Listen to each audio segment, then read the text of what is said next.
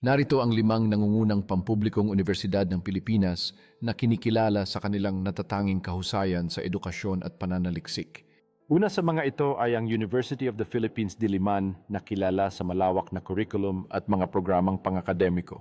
Pangalawa, narito ang University of the Philippines Los Baños na nakatuon sa mga agham pangkalikasan at agrikultura. Pangatlo, ang University of the Philippines Manila na kilala sa mga programang medikal at pangkalusugan. Pangapat, ang University of the Philippines Visayas na nakatuon sa pag-aaral ng mga yaman ng dagat at ekolohiya. At panglima, ang University of the Philippines Mindanao na nakatuon sa mga sining at kultura, nag-aalok ng mga natatanging programa sa larangan ng sining. Ang 5 universidad na ito ay hindi lamang nag-aalok ng mataas na kalidad na edukasyon kundi pati na rin nag-uugnay sa mga estudyante sa kanilang mga pangarap at ambisyon. Sa kabila ng mga hamon, ang mga universidad na ito ay patuloy na nangunguna sa paghubog ng mga leader at innovator sa bansa. Ang kanilang pagkakaiba-iba sa mga programa ay nag-aambag sa paghubog ng mas malawak na pananaw at kakayahan ng mga estudyanteng Pilipino.